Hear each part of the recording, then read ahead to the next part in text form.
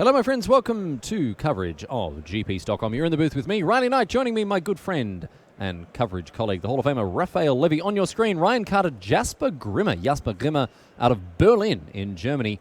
And we've got humans versus, wow, what is going on here in the hands of Grimmer? We know that he likes to play these Buckwild decks.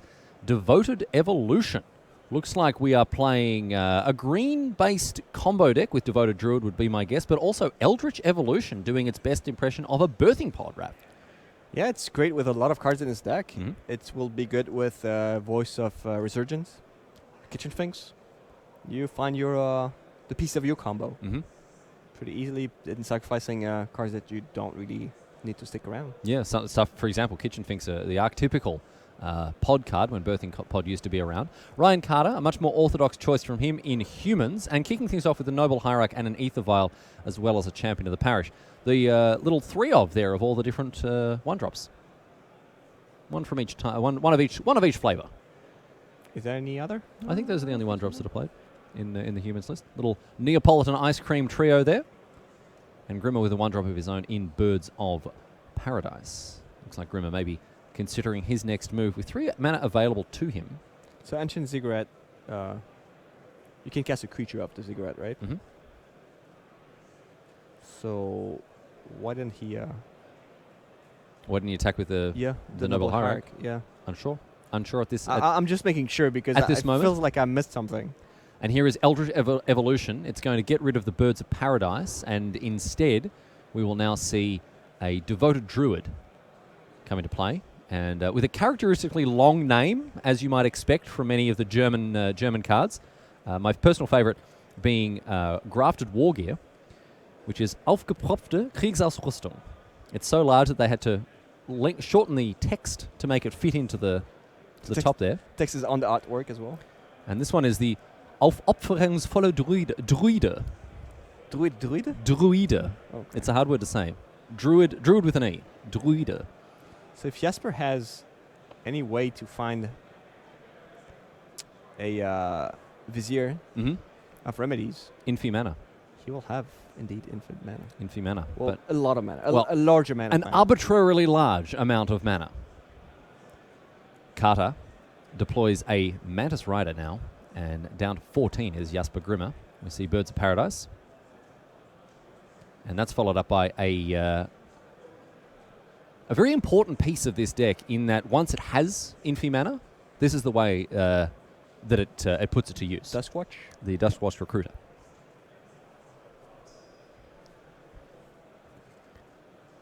Find a Duskwatch Recruiter, use the Recruiter to power out an enormous Ballista, and that is that's the way the news goes there with that one. Here is a Phantasmal Image. Getting aggressive here, Ryan Carter, going to make another Mantis Rider, and attacking with a bunch of 3/3s here. Grimmer just a turn behind the pace here. Is there another Phantasmal Image? Oh my goodness, look at this. Huge attacks with triple Mantis Rider and a 4/4 champion here, and this is all happening on turn 3. 13. Oh wow, it's 13 damage. That means like the point he missed on turn 2. Oh no, yeah, but not attacking. Extremely relevant. But not attacking with the Noble Hierarch. This might be on turn 4, excuse me, actually here. But this is still enormous, this attack.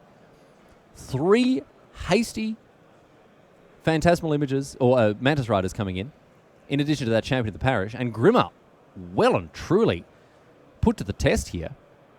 No, I think he's going to take it and just combo off? And try to recruit end of turn by putting a counter on the Druid.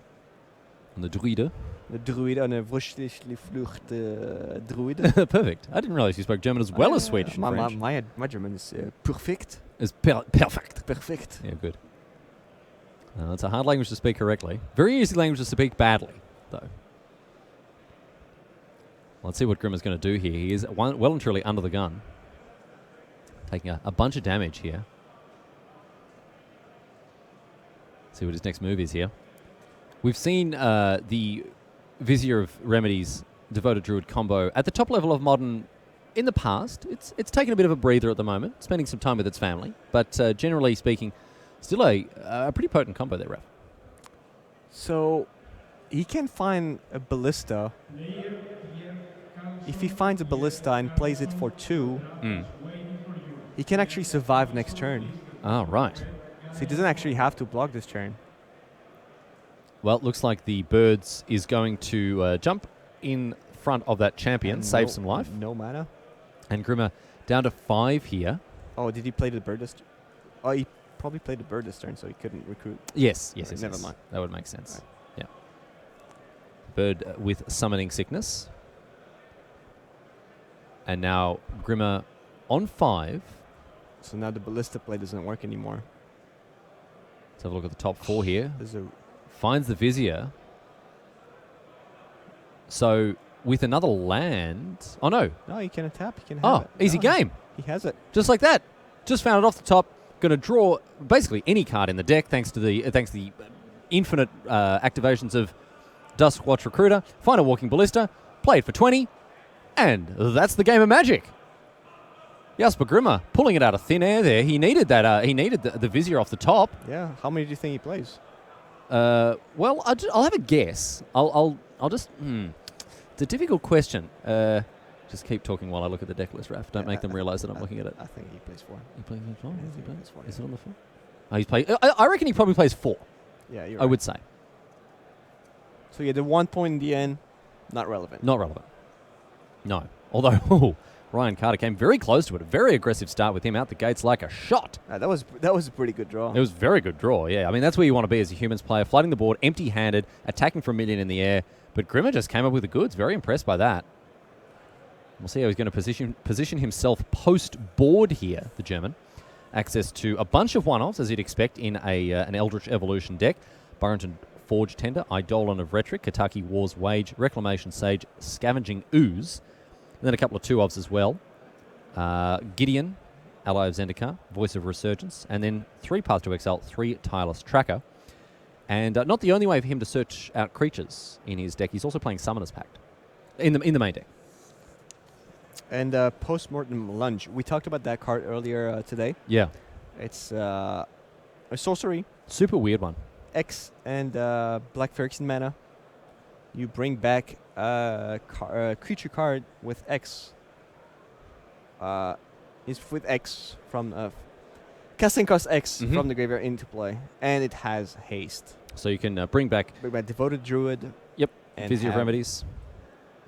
Most likely to get the advantage of it being haste. Oh, sure. If you want to get full value. Yeah, Full that's value, right. it's Yep. with the Druid. That's very true. Ryan Carter playing a much more stock list, it has to be said here, with his sideboard Anafenza, Gaddock Teague, Phyrexian Revoker as one-ofs, and then 2-ofs the rest of the way down, Oriok Champion, Damping Sphere, Izzet Staticaster, Kataki, Reclamation Sage, and Sin Collector. We can spend a moment now to just perhaps pay our respects to Reclamation Sage, because Night of Autumn will be entering both the standard and the modern card pool in just a few short weeks. Great card. Looking to make that Reclamation Sage a little bit redundant, as long as you can play both white and green. Yeah, what's the creature type on the Reclamation Sage? It's a Dryad Knight. Yep. Yeah. So It's got the best creature type of all. yeah, Dryad. Yes. But no, if you haven't seen this card, you can jump onto dailymtg.com and have a look at the Guilds of Ravnica preview card image gallery. And Night of Autumn is set to make a big impact in Constructed, not only as a 3-mana 2/1. It has 3 modes. You can have it enter the battlefield with 2 +1/+1 counters, so it comes in as a 4/3. Or when it enters the battlefield, destroy target artifact or enchantment, or gain 4 life. It plays every side of the court. It plays 3 sides of the court, Raf, and usually courts only have 2 sides. That's how good Night of Autumn is. He's doing the umpire. Yeah, exactly. Like, that's the word I actually learned last week. Offense, defense, and refereeing. Yeah. Oh, the umpire. You didn't know what an umpire was? I've never seen that word ever.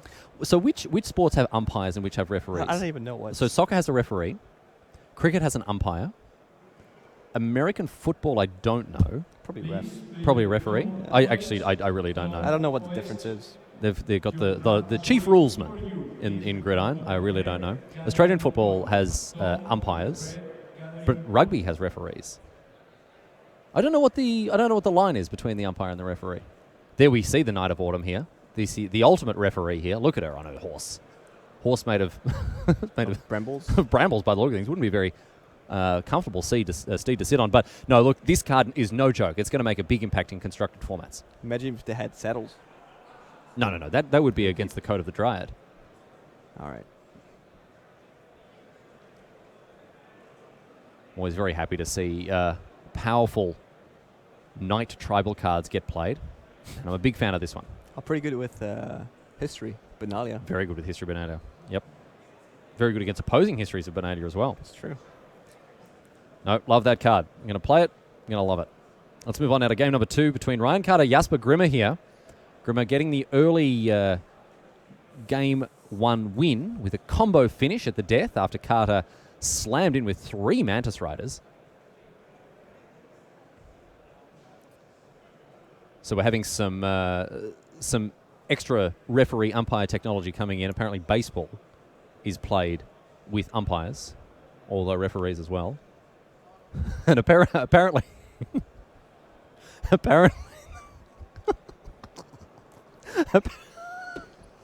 to the match. All right. To the match. Apparently the people who officiate American... Apparently the people who officiate at games of American football are known as people with vision impairment.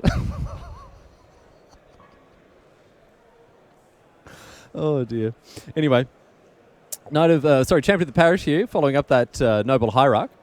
Nothing else for Ryan Carter to do on turn number 2. As a devoted druid is played by Jasper Grimmer, getting one of those early combo pieces online. Reflector Mage here would help a lot, since it's one of the only ways to interact with with Jasper's deck. I mean, Thalia is not doing much. Reflector Mage is probably the best. Cabinet of Souls, naming human, unsurprisingly here for Carter. And I would imagine now, given his turn 2, is going to have a glut of 3 drops to play here, and the first one amongst them is a Reflector Mage. After having passed with just the champion on turn 2, you would think now that there's going to be a lot of more expensive cards in his hand that he's going to want to dump out, Mantis Rider, Reflector Mage, that sort of thing. And here we see the first one.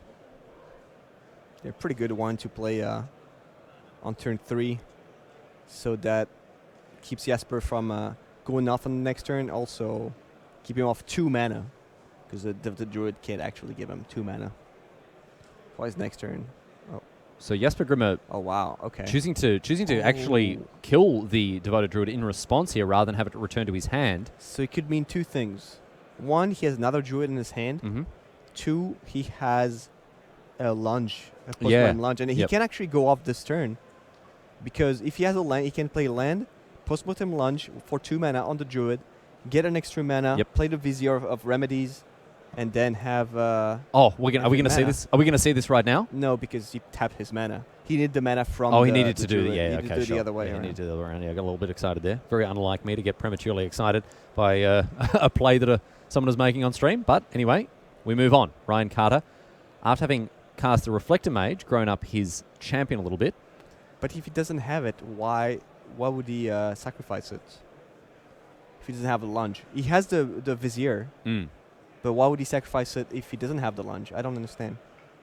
I guess it doesn't make any difference now that he's used his turn to cast the Vizier. Unless he just drew the Vizier? I'm not sure. Even if he drew the Vizier. Oh, yeah. I don't know. It doesn't make a whole lot of sense here. But anyway, we're back to Carter now, who is fiddly fighting around with those lands, ultimately trying to find the line he wants to take. Nice full hand for him. Phyrexian Revoker. Oh, yeah. He's playing around Meddling Mage. Maybe. Oh, sure. He could be playing on a Meddling Mage, but yeah. So Devoted Druid named by Phyrexian Revoker. Follow-up play here for Carter. He's got another 2-drop by the look of things, and here is the Meddling Mage. So, the airlock tightening on Jasper Grimmer, and he seems to be on the wrong side of it as well, as we're going to see an attack for 6 now this turn. I think it's... Oh, yeah, 6. Thanks to the champion of the parish picking up an extra counter thanks to Chris Pakula.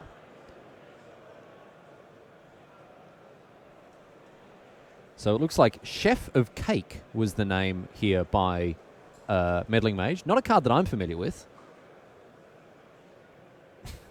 Chef of Cake. And okay. Dr. Dragon. I think it's Court of Calling. Could be Court of Calling, probably. Yeah, I have heard of that card, actually. chart of Coke. Charter. It's something along those lines. In any case, there are some C's involved. And let's get these creatures nice and busy now. And again, attack for 6. So perfect start from Ryan. Yeah, Reflector Mage and Meddling Mage. just the perfect disruptive elements. That's exactly what he needed. And Reflector Mage, of course, removing that Devoted Druid, which is now named with the Phyrexian Revoker. And Court of Calling, or Chef of Cake, depending on where you're from in the world, named by the Meddling Mage.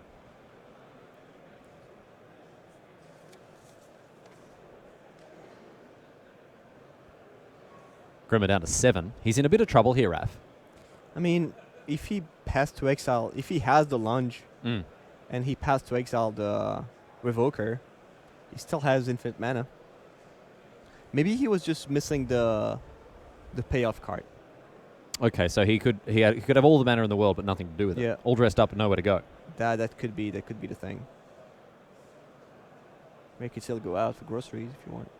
I guess so. You pop on your bow tie, your tuxedo, and then just go down to local Tesco and get a £4 meal deal. It's not exactly what you had in mind when you're putting your Gladrags on, but hey, needs must.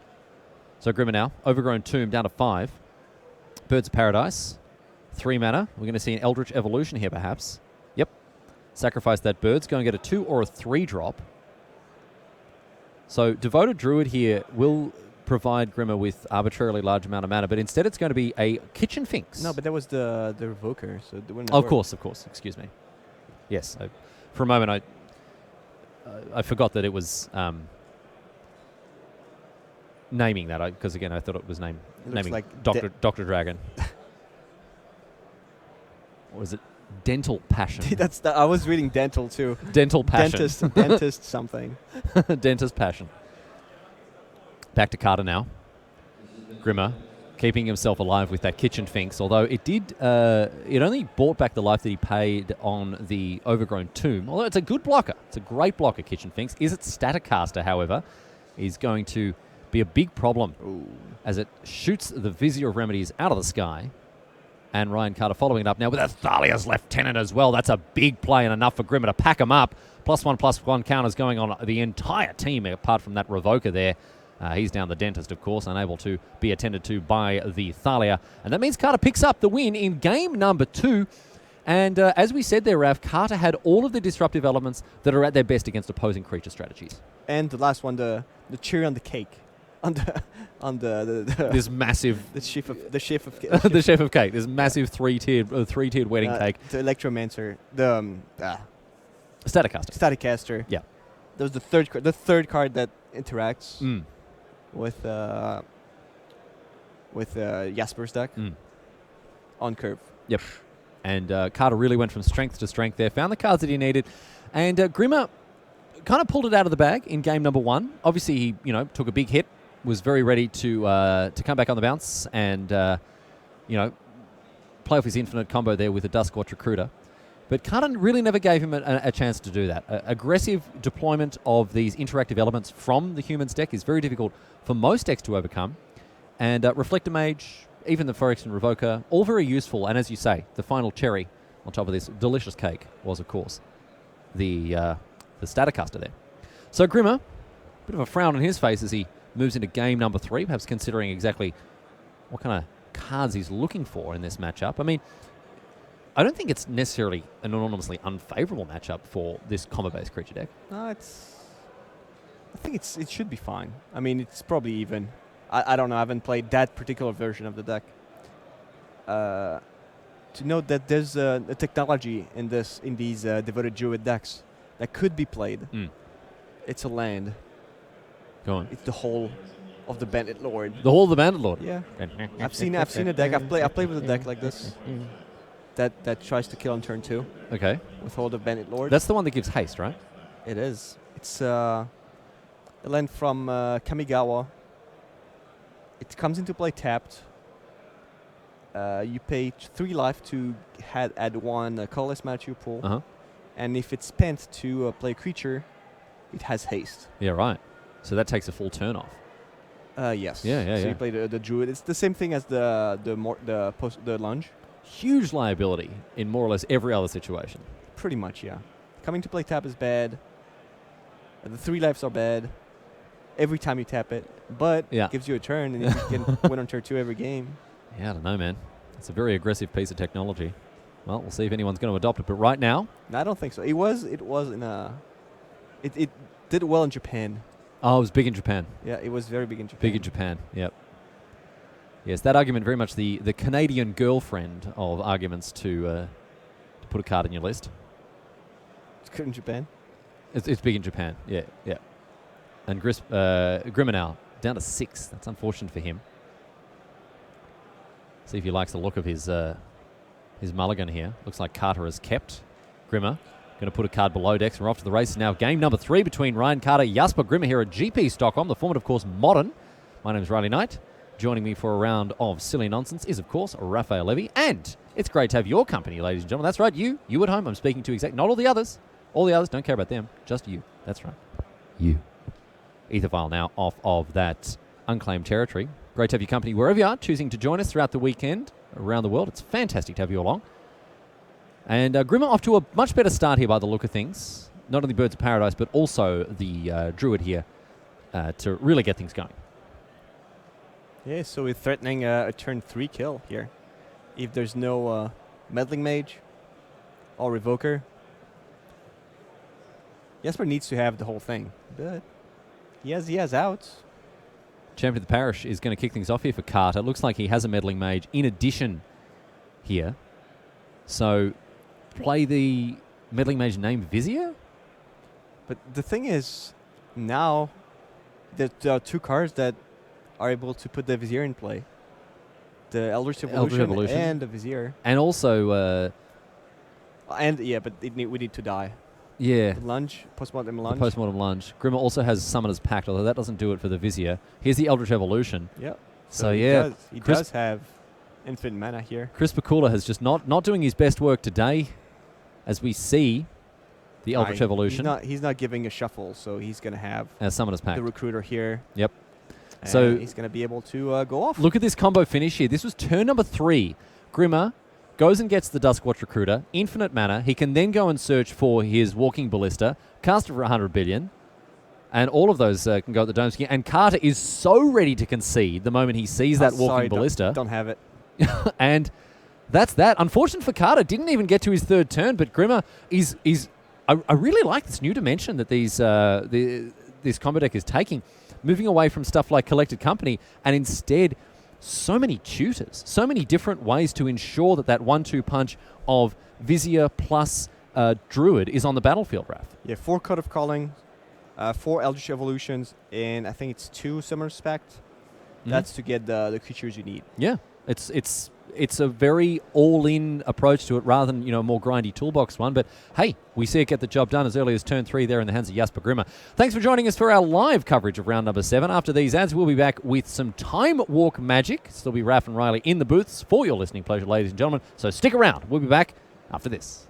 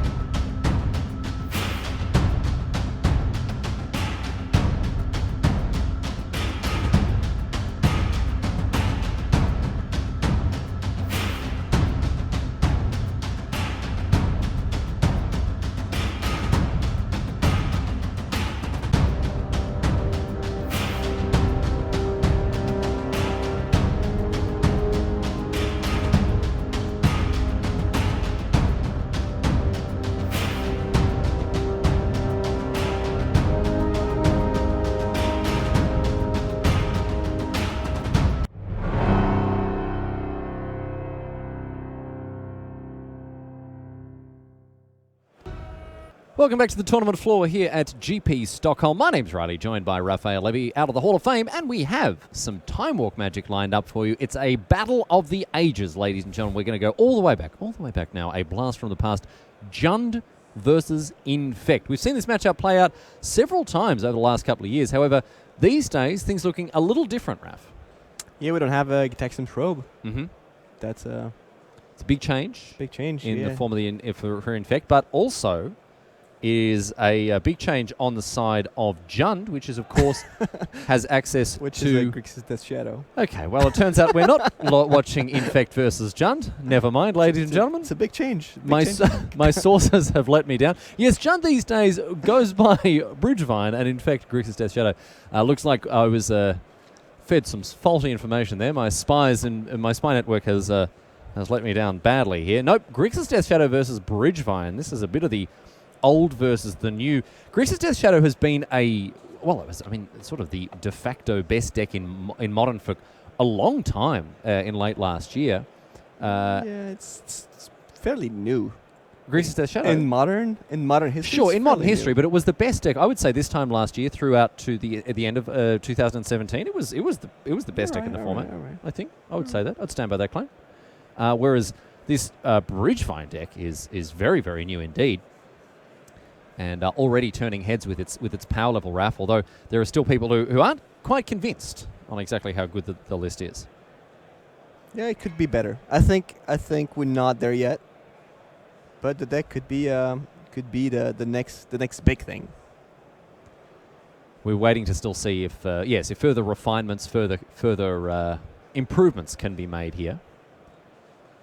This is exactly what you want to do. A turn 2/1 can't block. Yep. That's what the deck is all about. Yeah. I mean, how can this start possibly be beaten? I mean, occasionally we do see the Bridgevine dump 10 power into play on turn number 1 or turn number 2, but it hasn't happened this time around with Kayur Patel with a slower draw and Ben Jones playing double Death Shadow now that his life total is below 13. A couple of 2/2s. Yes, underpowered. Come and play Modern, where the format is fast and powerful and you get to play with some of the best cards printed in the last 15 years. And you're playing 2/2s and 2/1s that can't block. Not quite. I think we're going to see Ben Jones really rocket himself off to the races here. And Patel's going to have to play it very carefully because the lower Ben Jones's life total gets, the stronger those Death Shadows become, the harder they will be for Patel to deal with here. Ooh. This is a very risky attack here for Patel. Very extremely risky attack. Very risky attack, but it looks like he's getting away with it. Although he's just given those Death Shadows +2/+2. Yeah, that's why it's a risky attack. And now a cathartic reunion here for Patel, who is... Oh, no. We got a Splayer. We got a Splayed Graveyard. Woo, woo, woo! Walking Ballista. For 0. For 0. So... An unorthodox play, but it's certainly going to... It's a Mox Zombie. A Mox Zombie. I like that. That's very good. Because, of course, Bridge from below triggers. Even though the Ballista goes to the graveyard, it does very briefly. It just lightly touches the battlefield before hitting the bin. So you still do get the 2/2. But a Dismember. Which member? Dismember. Is going to remove the 2/2 from play. And that is going to be enough for Patel to pack him up because, of course, those Death Shadows now are absolutely enormous. Well, your informant was right on one thing. Yeah. That the game was not going to take long. Yes. We didn't know which game it was. It wasn't 100% fake news, but it was pretty close to it. It was just news. Just news. Yeah. The regular amount of truth in the news this time around. Here is Kayur Patel now on turn number 1. He's going to fetch and shock. Probably going to get a red-black land here. Yes, indeed, a Blood Crypt. And we'll see if it's going to be something like a Stitcher Supply or perhaps a Faithless Looting on turn number 1. Hopefully not a Gravecrawler. Well, if it's a Faithless Looting, he's going to be in good shape here. Yes, please, says Kayur Patel. He's got 2 Bridge from below in hand, even 3 now. Yeah, but nothing to do with him. And a Bridge and a Vengevine as well. He needs... he's gonna discard Bridge and Vengevine because he has a turn 2 Vengevine here with a Stitcher's Apprentice. Stitcher Supplier and a Gravecrawler there. He wants his whole hand in the graveyard. Yeah, he does. He really does. He has a Gravecrawler that he doesn't need. He has double bridge from below. He wants all of his hand in the graveyard and then a walking ballista off the top. How sick would that be? That'd be so good, oh my goodness. The mock zombie. So, But back Ben to Jones Patel now. knows. No, that's just Harold just Maester a off the bad top. one. And, Start with the apprentice. The apprentice first. okay, why was that bad? Because he could have milled a Oh, a Bloodghast. Bloodghast. Yep. Okay. Well, Stitcher Supplier here. Patel, going to mill 3. That- Any that was- Bloodghasts? 2. Oh, well, we're going to see 2 Vengevines here. Yes, we are. Getting attacking for 8 now with a Gravecrawler as well. Double Vengevine. Nice hit from the Stitcher Supplier. And all of a sudden, Ben Jones taking 8. I mean, there was no good reason to play the land before the. Yeah, sure. Yeah. Like, there's no days in the format. Like, it would have been to play around the actual days. Actual literal days. Actual days. Yeah. Would have been, yeah. No, it wasn't going to happen here. And even then, that wouldn't have been so bad. Too bad. Because it doesn't matter if the creature gets countered. No, it just The needs to, Vengevine just triggers needs to be still cast. happen. Yep. Well, in any case, Patel firing on all cylinders here. And a fatal push, however, this is one way to get rid of the Vengevine, of course, given the fact that we've had a fetch lane activation. So taking 4 now. Ben Jones trying to stem the bleeding just a little bit, but it will make it 2-2. Back to Jones. Good trade. Good trade. Finds, I think, a Serum Visions for the turn there. This is Interesting that he opted to go for the Blood Crypt here, Raf, because he has blue spells. rather than a Watery Grave. Bloodstained Mire. It's going to be hard to get back from this one. Yes. Even a big Death Shadow is not terrifically well positioned against the go wide approach of Kayur Patel's Bridgevine list here. Bridge from below, enabling him to flood the board. That should would be a good start.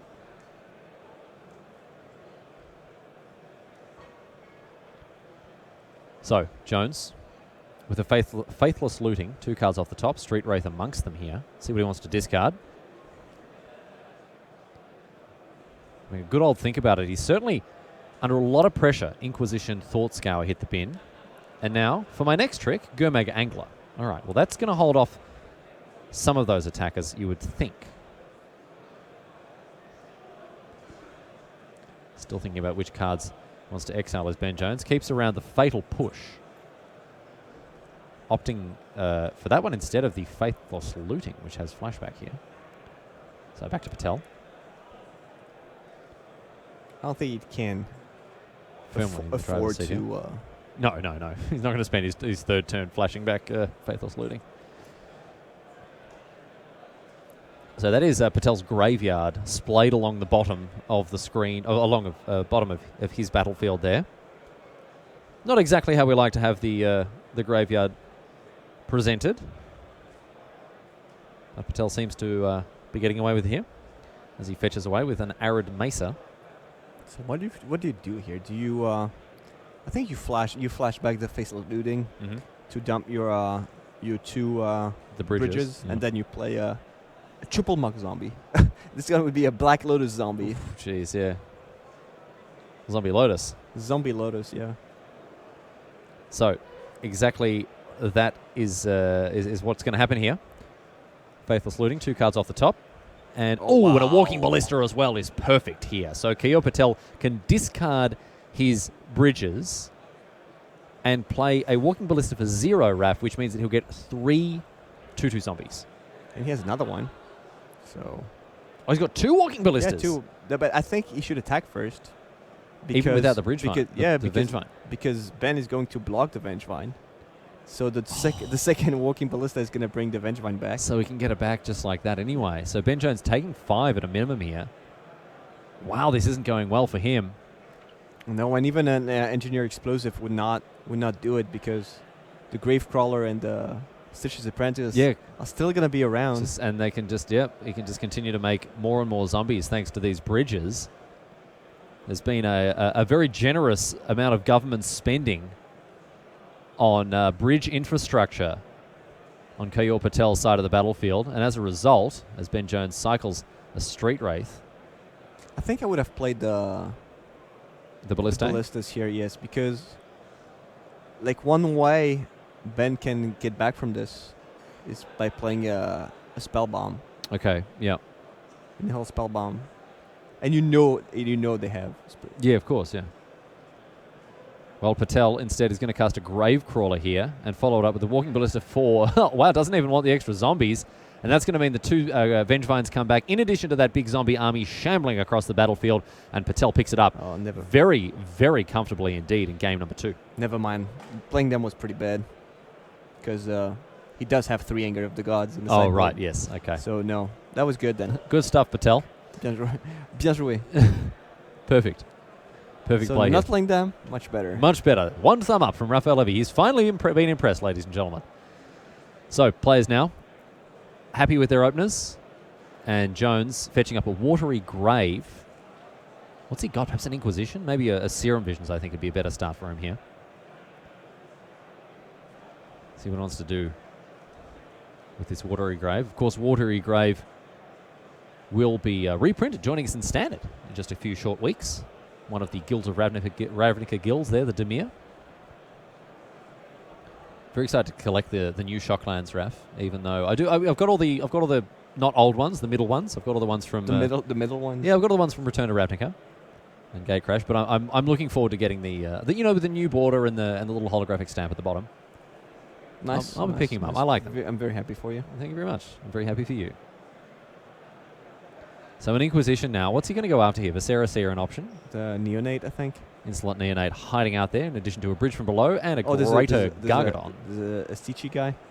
Oh, it's a Stitchy Boy. Stitchy Boy. Ah, yeah, but Neonate is probably better. Okay. Stitchy Boy could be very good or could be very bad. Yes. Sometimes just a black Mons Goblin Raiders. Just a 1/1 for 1. I think it's actually a Stitchy Girl. Stitchy Girl. Yeah. I mean, it's hard to see with all the stitches everywhere, all over. It's probably both because it's part of. Yeah. Love. It's a union. It's a great Igor-like union. In any case, Stitcher Supplier, not the pick here from Patel. Stitch person. A Stitch person. Yes. A Stitch being. And we may see Patel start to get some stitching done here. Yep. Here is the Stitchy person. 3 cards from the top into the bin. And a Ooh. bridge amongst them. Nice one.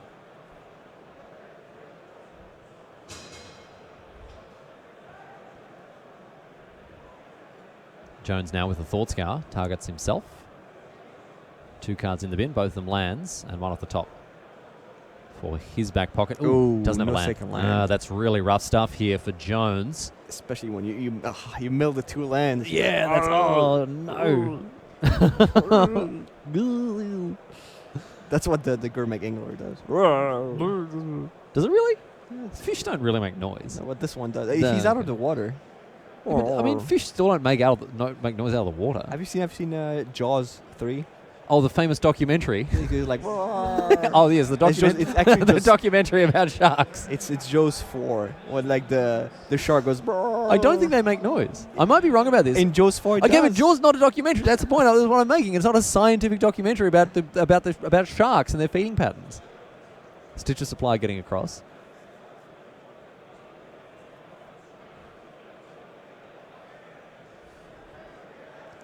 I mean, what are you going to say next? That they can talk to each other because in Finding Nemo they talk? Yeah. The famous documentary Finding Nemo. Yeah.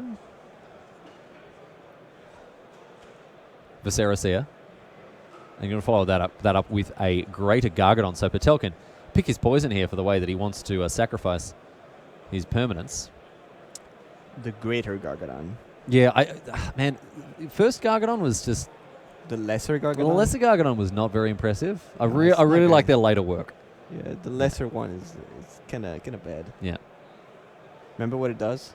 Is there actually a card lesser Lesser Gargadon? yeah. Oh, okay. Well, I I've think it's a embarrassed myself. 6/5 for 4, and you have to sacrifice lands to attack. Yeah. 6/4. All right. I thought we were just making some funny jokes, but no, it is an actual card. I've embarrassed myself. So whenever it attacks or blocks, sacrifice a land. It's a 6/4 for 4.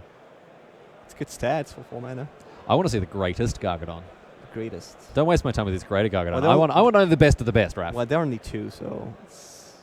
Well, we still could see it. Well, for now. Maybe we're still working on the greatest Gargadon. Work is not yet complete on the If greatest Gargadon. If there's another one and this one's still better, that would be the greatest Gargadon. It would be the greatest Gargadon. What is the worst Gargadon? I don't want to see that. I'm not interested in the worst Gargadon. It's bad enough to have a lesser one. I think just for they're gonna keep it 2. Never gonna make another Gargadon again. The lesser and the greater. The cycle is complete. Stitchy person once again going to power 3 cards into the bin. Not so great here. Scry 1 from the Viscera now. Gravecrawler, the only notable card that was recently entered. And that card's going to stay on top here for Patel. Oh no, thinks about it. Okay, has a second thought about it.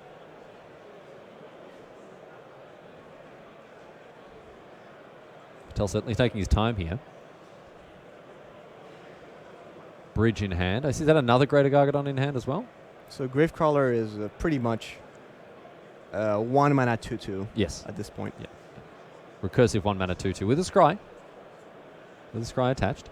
Or remove a tile. Yeah. It's so black 2/2. When it enters the battlefield, scry 1 or remove a time counter from target Greater Gargadon. Get a 3rd black mana for the Bridge from Below. Oh, yeah, we could see the first ever hardcast Bridge from Below. Have you ever seen one hardcast? No. I've never seen one hardcast. We had this conversation earlier in an earlier GP Mm. to know what the uses of casting a Bridge from Below. I guess you've got a Nykthos Shrine to Nyx is the best use we could stuff think like of. that, yeah. Grey Merchant. Grey Merchant, old Gary. Still getting it done. So, Goblin Bushwhacker. The bushes at the moment seem to be remaining unwhacked. So Benjamin's on 13. So now Patel has to count how much he can attack for. All right, so this one is easy. So it looks like the Gravecrawler is going to be removing counters from the Greater Gargadon here. And Patel just doing it a couple more times, gaining a couple more little Shamply boys. Small zombos. As the Gravecrawler comes back, gets sacrificed, goes back, and so on. You understand. You understand, Blake. You understand. Yeah, with Ben Jones not having a Death Shadow, that's much easier for Keyur Patel to navigate. Yeah. He's not facing lethal anytime soon. Mm-hmm. And with Jones at 13, now down to 11. Maybe we could see some Death Shadows start to get cast now. Thoughtseize in hand as well here for Jones.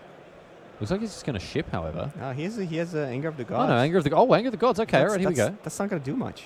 No, because of course with both the sacrifice outlets. The Greater Gargadon. The greatest Gargadon at this stage. Yeah, I think he's going to sacrifice everything to the Gargadon. Do you know what I want to see, Raph? Gargadon. What? Just Gargadon. Where's that card? This one is a GG. There are not a lot of GGs. GGs, those are very good. Take you for 9 with my GG. See, otherwise it would be just a G. A G, yeah. It's a good. Good Gargadon? Well, that could work. So Anger of the Gods now. Looks like it's going to have at least something of an effect as all of these creatures are sacrificed to the Greater Gargadon. Oh, yeah, he can actually sacrifice the... Yep. And now the Gargadon actually comes in. So it's going to be a 9/7 with 3 damage marked on it.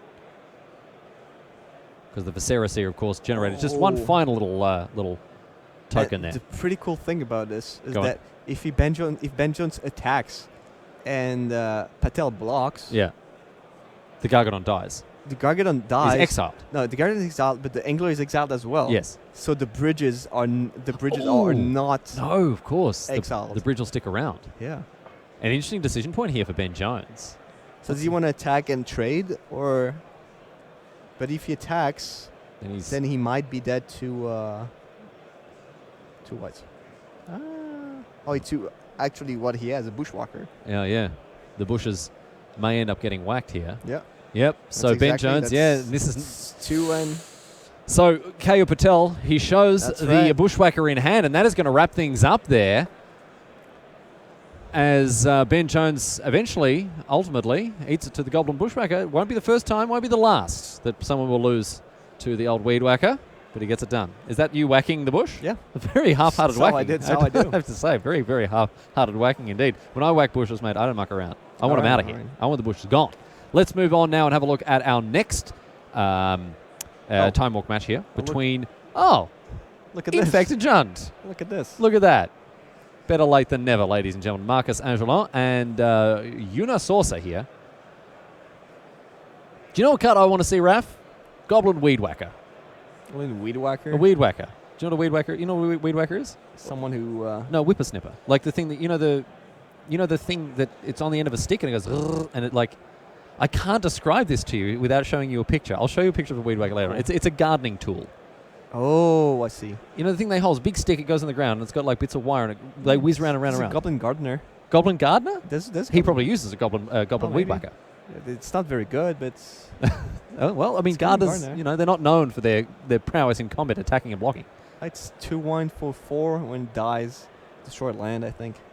Yeah, that would make sense. Goblins would not be very good at gardening, I imagine. Unisorcerer and Marcus Angelin here with a Spell Pierce being taken out by an Inquisition of Kozilek. And we'll see what Angelin's next move is here. Infect versus Jund. Traditionally, Jund is very favoured against Infect, given its overwhelming amount of removal here. But Angelin somehow managed to upend that particular table, that particular apple card here, as he's taken out game number 1. Yeah, with Probe, it was much easier to navigate against heavy removal decks. Because you knew what to play around. Yep. Yeah.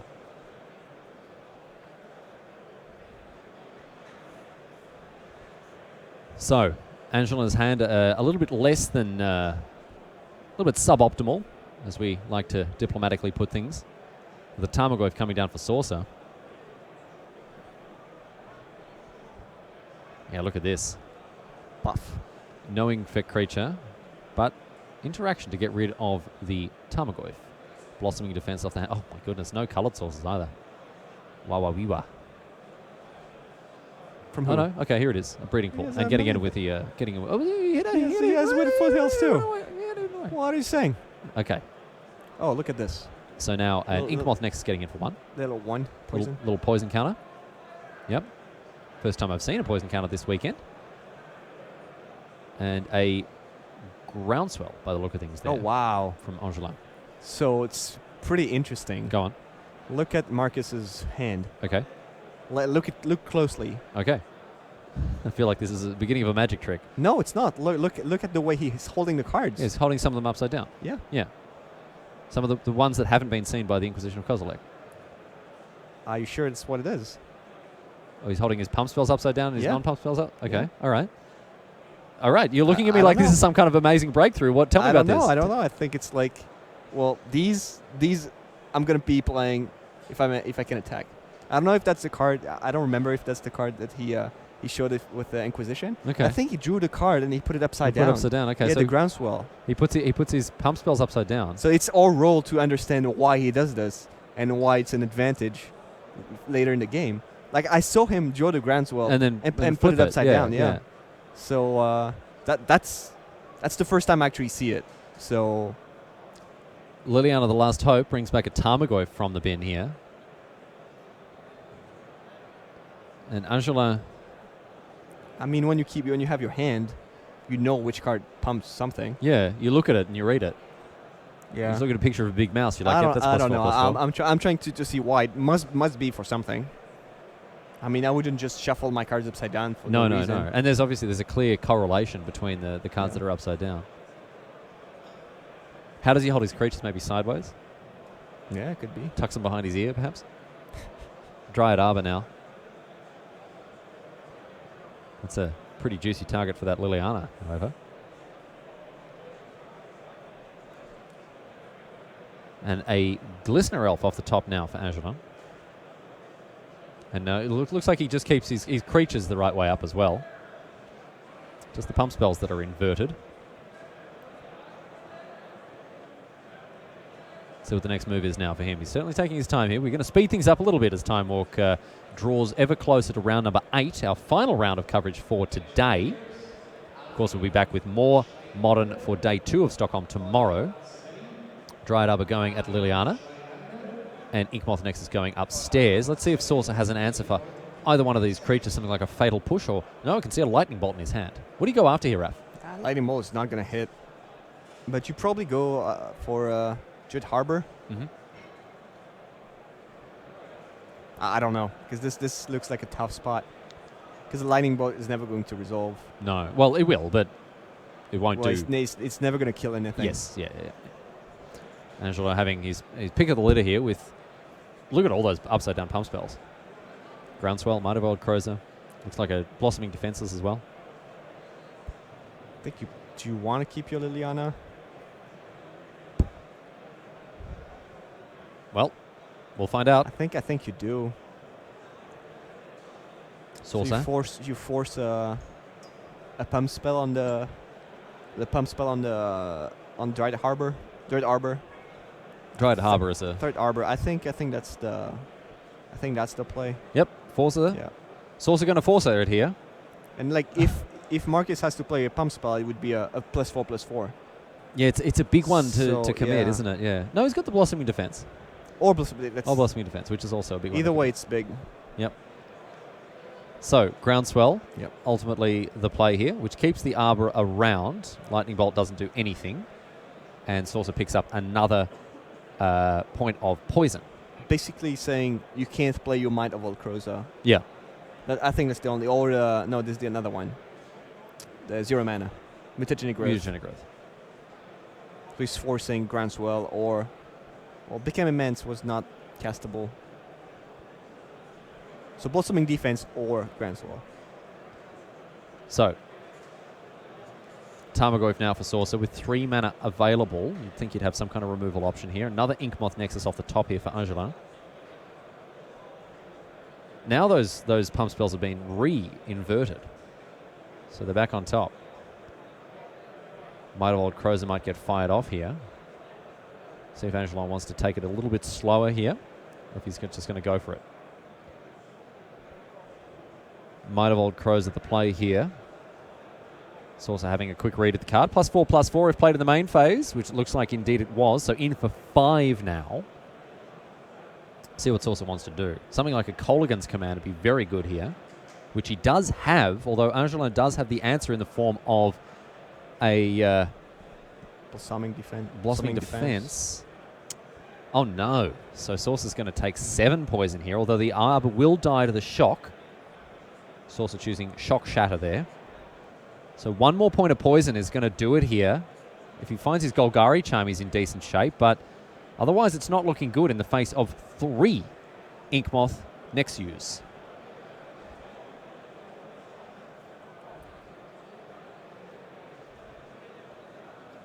Back to Angelin with 3 lethal attackers coming from his land row here. He can wake up 2 of them. Only one of them has to connect, however, and that might be that. Jund going down against its arch enemy here. Infect, they come across. Saucer, 5 mana.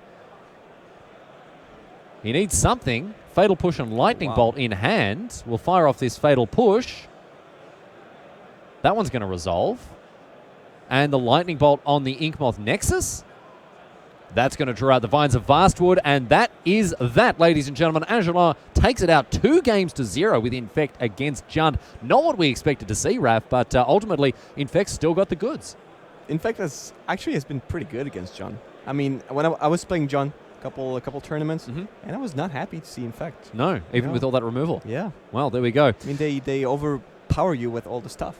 There are too many things to kill. Too many things to kill. Yeah. Well, ultimately, that's the way it went there as well. Now, my friends, some news on the Player of the Year front. I've been informed here that Reed Duke is out. He's out at 4-3. He cannot make day 2, and that means he is out of the running for the Player of the Year race. So, for fans of Reed Duke around the world, and for Reed Duke himself, very, very sorry to hear the bad news on his behalf, of course, but the show must go on. Luis Salvato, on the other hand, you can see is in equal second place alongside Reed Duke, is 7-0. Let's just remind you of where the players are at right now.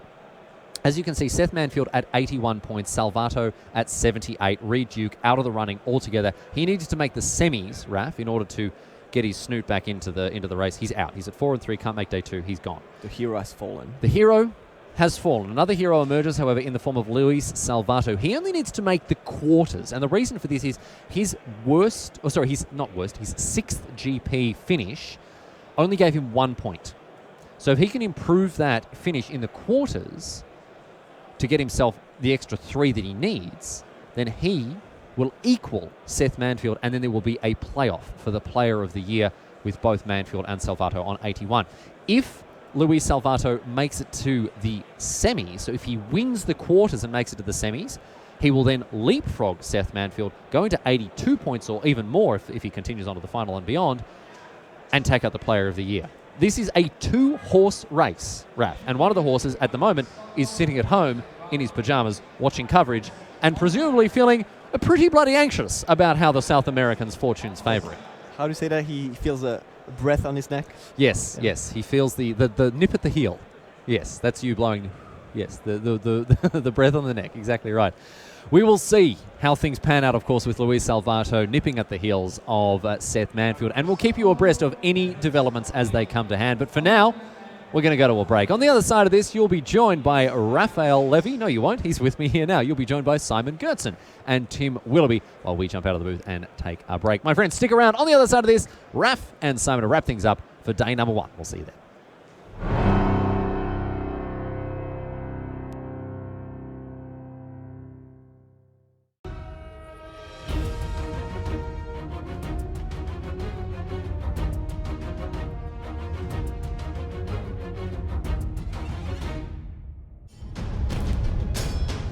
Looking for a challenge? Magic Online offers monthly limited and constructed events which lead to the yearly Magic Online Championship. Download Magic Online at mtgo.com and start earning the points you need to enter. Show off your love of Magic the Gathering with premium statues from Prime 1 Studios. Each figure stands 28 inches tall and is carefully sculpted in high-quality resin. Pre-order yours today at SideshowCollectibles.com.